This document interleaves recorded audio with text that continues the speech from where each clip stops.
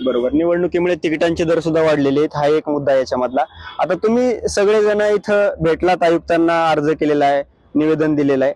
नेमकं त्यांनी काय सांगितलं यावरती, त्यांची काय भूमिका आहे? त्यांनी आज संध्याकाळी 5 पर्यंतची वेळ दिलेली होती. खरं तर सांगायचं म्हणजे मूळतः ही भरती जी होती 2024 मधली होती. जानेवारी महिन्यामध्ये नोटिफिकेशन आली होती, त्यावेळेला फॉर्म भरलेला होता. त्यावेळेला 3 प्रिफरन्स दिलेले होते. मी थोडंसं विस्तृतपणे सांगतो. थोडंसं 3 प्रिफरन्स दिले होते. आता मी माझं स्वतःचं वैयक्तिक सांगतो. मी पुणे, नाशिक आणि लातूर हे 3 प्रिफरन्स दिले होते.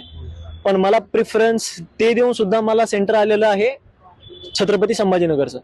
आणि त्यातल्या त्यात IBPS जे आहे 1000 रुपये फीस घेते, सगळ्या काही गोष्टी करते, तरी सुद्धा त्यांनाही मॅनेज होत नाही. परवा आम्ही ज्या वेळेला भेटलो त्यावेळेला ऍडिशनल सीपीने असं सांगितलं की बाबा लोकांना आम्ही रत्नागिरी अलॉट केलेलं होतं IBPSनी. मग आम्ही रिक्वेस्ट करून ते रत्नागिरीवरनं काही मुलं जे आहेत ती आम्ही छत्रपती संभाजीनगरला वळवली. हे त्यांचं म्हणणं आहे. म्हणजे या ठिकाणी कोणाशीच कोणाचा ताळमेळ नाहीये आणि ते त्यांच्या मनाने पूर्ण अख्खा कारभार चालू आहे सर्व बाबतींमध्ये. IBPSचं पण तेच चालू आहे आणि महानगरपालिकेकडनं सुद्धा तेच चालू आहे.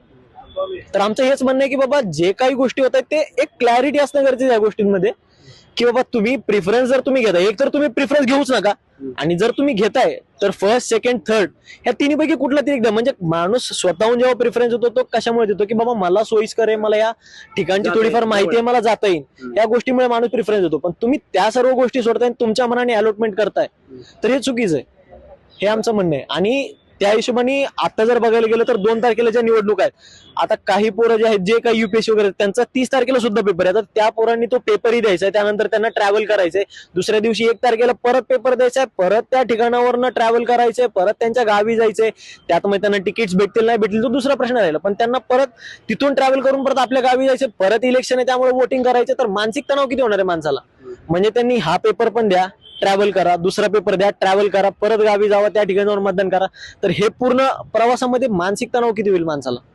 तर आमचं हेच म्हणणं आहे की बाबा महापालिकेने आणि IBPSने संगनमताने काहीतरी अशी एक तारीख ठरवावी आणि ही एक्झाम जी आहे ती पोस्टपोन करून त्या तारखेला घेण्यात यावी. बरं.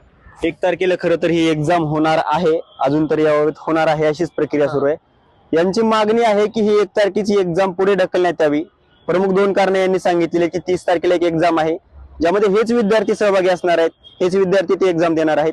1 तारखेला जी कनिष्ठ अभियंत्याची एक्झाम होणार आहे त्यामध्ये सुद्धा हेच विद्यार्थी आहेत. आणि 2 तारखेला आपला असलेला मतदानाचा मूलभूत अधिकार बजावण्यासाठी जी तारीख आहे, नगर परिषद, नगरपंचायत या निवडणुका होणार आहेत, त्यामध्ये मतदार म्हणून हीच मुलं आहेत.